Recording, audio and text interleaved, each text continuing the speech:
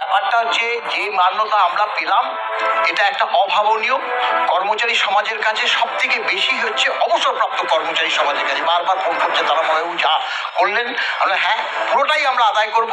এখন এই যে আপনি যে বললেন যে কতটা হতে পারে, এটা আমাদের অলরেডি হিসাব করা আছে। এই মুহূর্তে একটা ভ্রান্তিমূলক তো নিশ্চয়ই বলবো না, আমি কিভাবে আমরা হিসাবটা করেছি বলছি যে 1/7/2009 থেকে ডিএটা নির্দিষ্ট নিয়ম মতো দেয়নি, বামফ্রন্ট সরকারও দেয়নি 3 কিস্তি। তারপরে এই নয়া সরকার অর্থাৎ তৃণমূল সরকার আসার পরে তার যে মানে ডিউরেশন মারাত্মকভাবে বেড়ে গেছিল, যার জন্য আমরা 1/16-তে যেখানে 125% DA central government other state government পেয়ে গেছে, তখন আমরা 75% পেতাম। অর্থাৎ এই 50% ডিফারেন্স, সেই ডিফারেন্সটা ক্যালকুলেশন করে আমরা ট্রাইব্যুনালে, আমরা হাইকোর্টে, আমরা সর্বোচ্চ আদালতে তুলে ধরেছি।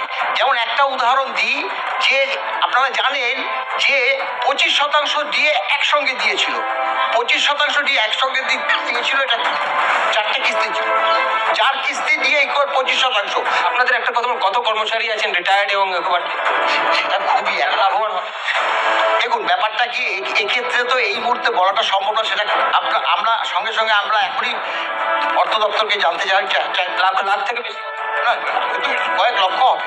এখানে তো দেখুন ডিএ শুধু সরকারি কর্মচারী না, শিক্ষক সমাজ আছে, এবং আপনার যারা আপনার ক্যান্টিন এইট থেকে বেতন হয় সেটা তো তাহলে নির্দিষ্ট করে কবে থেকে বকেয়া রয়েছে ডিএ নির্দিষ্ট করে সেটা কি জানা যাচ্ছে? তাদের দিতে হবে। কবে থেকে ডিএ বকেয়া রয়েছে? ডিএ বকেয়া তো বহুদিন আগে থেকে, কিন্তু বাম সরকার তার একটা ডিউরেশন খুব অল্প ছিল, সেটাকে সহ্য করা যেত। আপনি দেখুন না, 1 কিস্তি দিয়ে 54 মাস পরে 7% ডিএ যেটা 1/7/2014-তে দেওয়ার কথা, সেটা 1/1/19-এর ছিল। অর্থাৎ 54% ধরুন, আমার যদি সেখানে 7% ডিএ হয়, আমার বেসিক যদি 20,000 টাকা হয়, ইন্টু 7% ইন্টু 54 মাস, এই যে বকেয়াটা, সেই বকেয়াটাই সরকারকে দিতে হবে। 54 মাস, 48 মাস, 42 মাস, 36 মাস, 18 মাস থেকে শুরু হয়েছে। ফিরদৌস একটু আছেন এখানে, হিসাব ওনার কাছে আছে, হিসাবটা যদি আপনি বলে দেন। দেখুন, ডিএ ক্যালকুলেট করা হয় অল ইন্ডিয়া কনজিউমার প্রাইস ইন্ডেক্সের সঙ্গে সাজুজ্য রেখে, এবং রোপা রুল 2009-এর রুল 3C3-তে বলা আছে যে ডিয়ারনেস অ্যালায়েন্স কিভাবে ক্যালকুলেট করতে হবে। DA is equal to AICPI minus 536 divided by 536 into 100। এই সিম্পল ক্যালকুলেশন, মানে 1982-কে বেস ইয়ার ধরে 536-কে all India consumer price index ধরে আপনি যে all India consumer price index হবে সেটাকে মাইনাস করে দিলেই সিম্পল ক্যালকুলেশন। এই সিম্পল ক্যালকুলেশনটা করতে বেশিক্ষণ সময় লাগবে না। এবং রাজ্য সরকার নিশ্চয়ই ক্যালকুলেট করেছিল, কারণ তার প্রথমে অভিষেক বলেছেন, বললেন আমাদের যদি পুরো দিতে তাহলে 40,000 কোটি টাকা লাগবে, 50% দিলে 20,000 কোটি টাকা লাগবে, 25% দিলে 10,000 কোটি টাকা লাগবে। তো হিসাব তো বোধহয় করাই আছে। একদমই হিসাব তো, এটা 1 সেকেন্ডের হিসাব, ফলে 1 সেকেন্ডের হিসাব, এটা করতে বেশিক্ষণ সময় লাগবে না। এবং যদি না করতে পারেন আমাদেরকে বলবেন, আমরা 1 সেকেন্ডে করে পাঠিয়ে দেবো, আমার করাই আছে।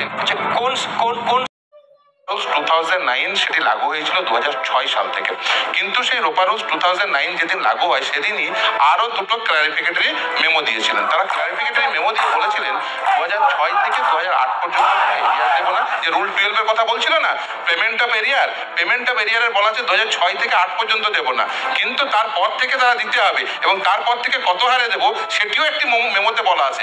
তারপর থেকে কি হয়েছে, 2009 থেকে কনজিউমার প্রাইস ইন্ডেক্সের সঙ্গে সাজুজ্য রেখে পায়নি কর্মচারীরা, সেই জন্যই তারা মামলা করেছে।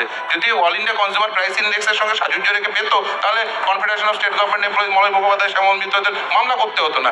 কেন মামলা করতে হলো? তার কারণ AICPI অনুযায়ী পাইনি বলে, এবং AICPI অনুযায়ী পেলে কত হবে সেটাও আমরা ক্যালকুলেশন করে বলেছি, এবং বারবার টাইম টু টাইম আদালতে আমরা দেখিয়েছি। যখন এই প্রসিডিংসগুলো চলেছে, সে স্যাট হোক, হাইকোর্ট হোক, বারবার আমরা প্রসিডিংসে বারবার হিসাব করে দেখেছি যে দেখো আমাদের এই যে ওরা যে বলছে না, এটা পার্সিয়াল জয় বলা যেতে পারে।